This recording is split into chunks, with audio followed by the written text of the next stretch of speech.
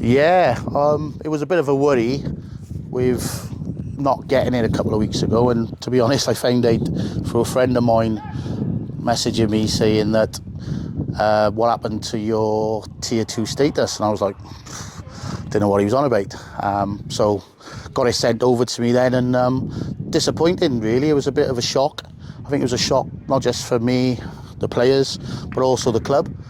They put a lot of work in behind the scenes, and to have that rejected initially without knowing why was a shock, especially after what we've done on the field to be able to stay in this division. But luckily enough, today we've had the news that it's all sorted, and our place in Tier 2 Cymru South is ready and waiting for us to grab with both hands.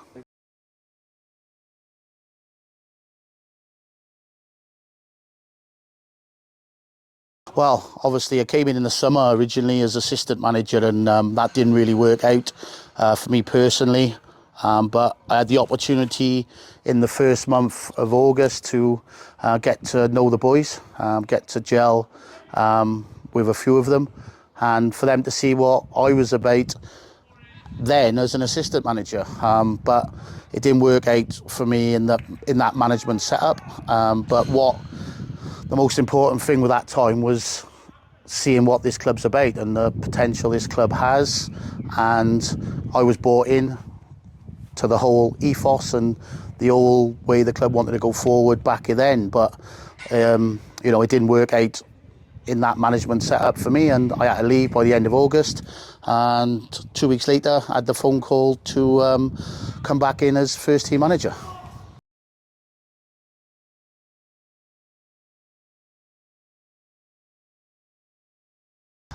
Definitely January.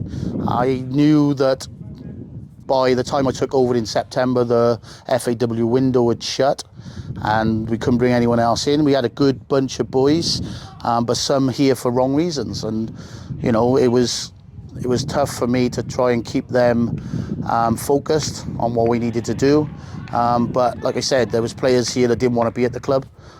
They came here for different reasons to what I expect as a manager. But we had to bear with it, and you had to get to January, and even though the results wasn't there, we knew that getting 3 or 4 in over the line when the window finally opened, we'd have a good chance. And luckily enough, that came up, prospered for us, and the 3 or 4 we did get it, and was not just quality, but they bought into everything I've talked about you need at this football club.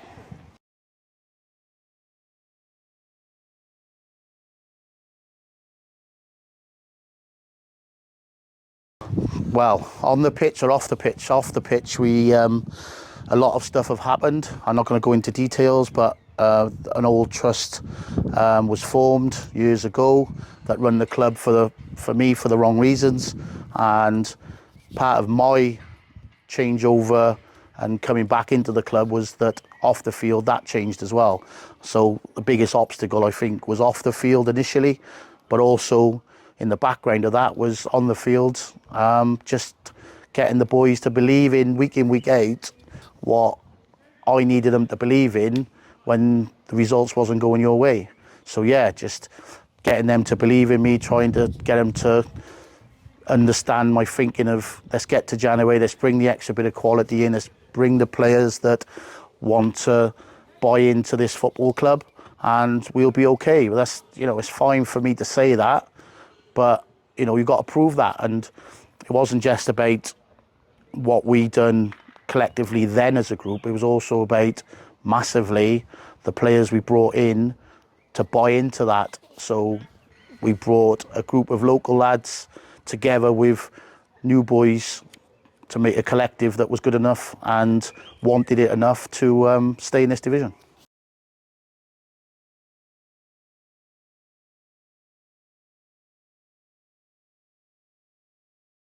Yeah, initially up here, my first reaction was there was a split group. You had players that wanted to come to this football club to be a status player, so they wanted to be here playing in the Cymru South. That could have been for numerous clubs which they'd had in before, but not necessarily wanting to play for Abergavenny. And the local boys proved that from the start that, you know, they would have played for this club no matter what division they was in, and that's hard to buy, especially this day and age. And you've got a real good core of players wanting the same thing from the local area. A club's always going to do well, but what we did lack, you know, from that was the extra bit of quality you need, but with the same mentality as the local players. And getting to January, signing 5 players in January, all with extra qualities across the field that we needed. But the most important thing was they were outsiders that want to be part of this football club.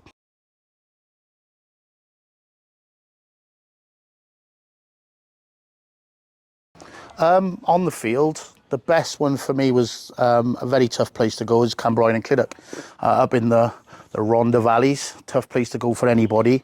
On a 3G surface, you always know that the home team are going to be drilled well onto how to play on that surface. And, you know, we went up there desperately needing 3 points. And not only did we get the 3 points that day with a 3-1 win, we outplayed a team that, you know, outplay other teams on their own surface. So for me, an outstanding game would have been, you know, Cambroyne and Clydach away.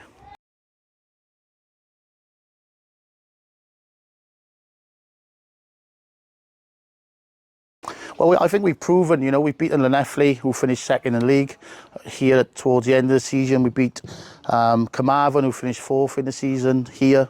Then we've gone to the likes of Cambroyne and Clydach and won.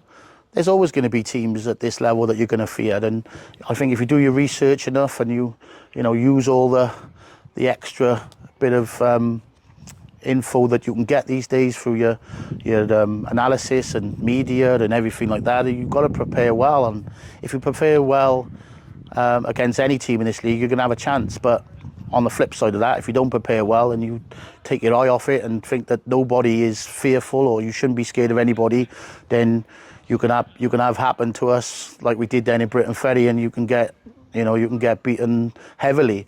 And that's what happened to us that day. And you know, it's a learning. You've got to take all these losses as learning curves, not just me as a manager and, you know, our backroom staff. It's the players got to take it on board, and they got to learn where they went wrong. But it can easily happen at this level. You know, there's teams here that can do that to you. But fearful, maybe there's you know, your Barry Towns and stuff like that, and the Neffleys, your Cambroyans, your Carmarthens.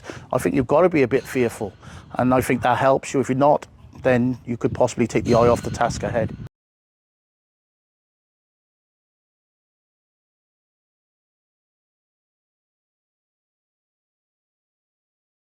Well, Danny came in with me in September, and obviously I worked with Danny at Newport County, and he was obviously integral to everything we done good at this football club. He was, you know, a true professional, and training sessions on the grass were excellent. The boys bought into him straight away.